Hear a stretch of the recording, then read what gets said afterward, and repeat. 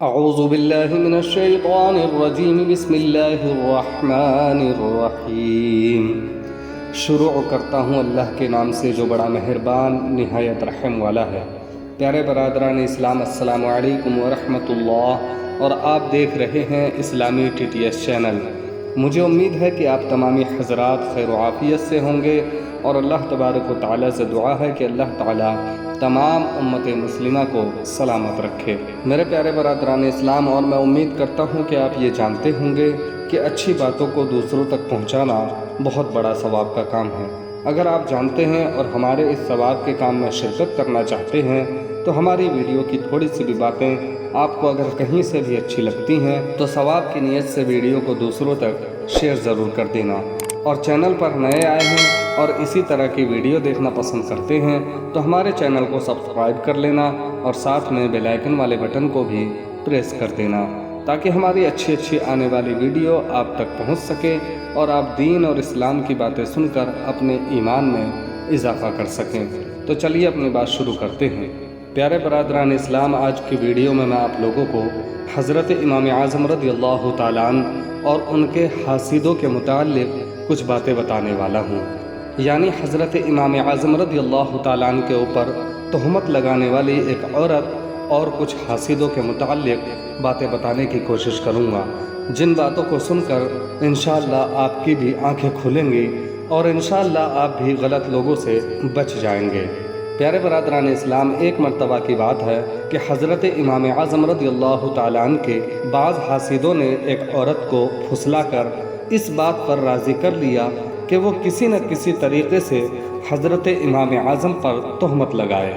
چنانچہ وہ عورت ایک رات حضرت امام اعظم رضی اللہ تعالیٰ عنہ کے پاس آئی اور کہنے لگی کہ میرا خاوند سخت بیمار ہے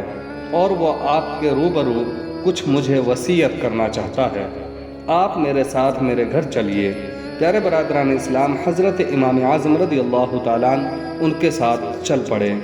آپ جب اس کے گھر پہنچے تو اس نے سب دروازے بند کر لیے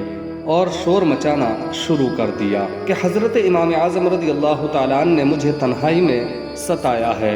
معاذ اللہ رب العالمین۔ پیارے برادران اسلام، جب اس عورت نے شور و غل کیا اور اس نے تمام محلے کو اکٹھا کر لیا تو یہ سن کر حاسدین بھی وہاں فوراً پہنچ گئے، اور پھر حضرت امام اعظم رضی اللہ تعالیٰ عنہ اور اس عورت کو خلیفہ کے پاس لے گئے،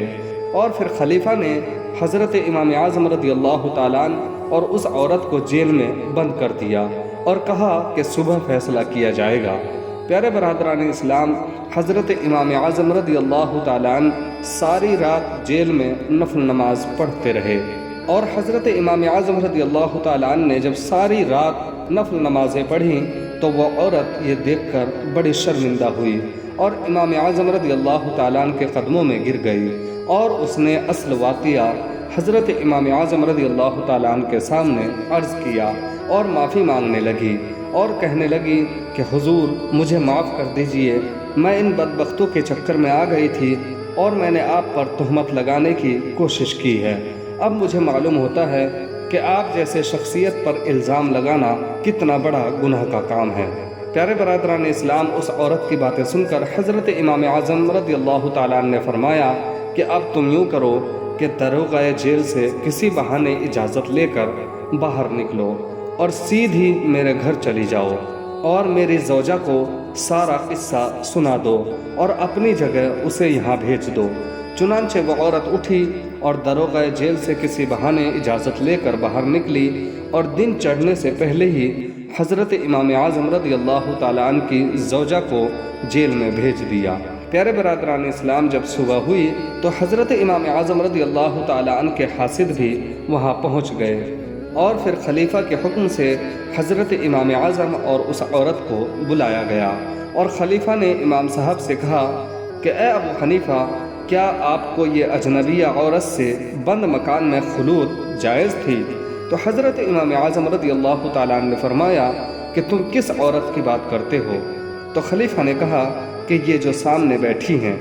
تو پیارے برادران اسلام، پھر حضرت امام اعظم رضی اللہ تعالیٰ عنہ کی زوجہ محترمہ کے والد صاحب کو بلایا گیا۔ پیارے برادران اسلام، پھر کہا گیا کہ جناب ذرا اس عورت کا گھونگھٹ اٹھا کر پہچانیے کہ یہ عورت کون ہے۔ جب آپ کی زوجہ محترمہ کے والد محترم یعنی آپ کے سسر نے گھونگھٹ اٹھا کر دیکھا تو دیکھتے ہی فرمایا کہ اے خلیفہ، یہ تو میری بیٹی ہے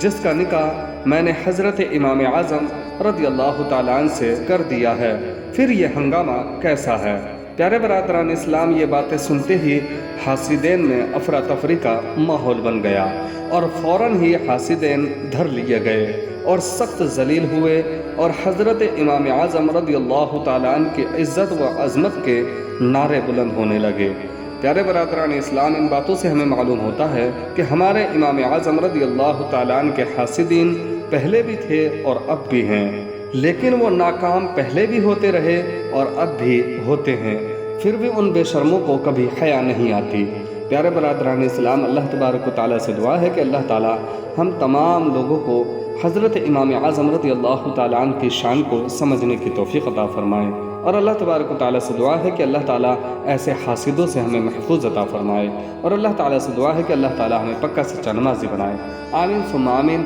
تو پیارے برادران اسلام، آج کی ویڈیو میں بس اتنا ہی۔ ویڈیو اچھی لگی ہو تو ویڈیو کو لائک کرنا اور ثواب کی نیت سے ویڈیو کو دوسروں تک شیئر ضرور کر دینا، اور چینل کو سبسکرائب کر لینا اور ساتھ میں بیل آئیکن والے بٹن کو بھی پریس کر دینا تاکہ ہماری اچھی آنے والی ویڈیو آپ تک اسی طرح پہنچتی رہے۔ تو چلیے ملتے ہیں اگلی ویڈیو میں، تب تک کے لیے اللہ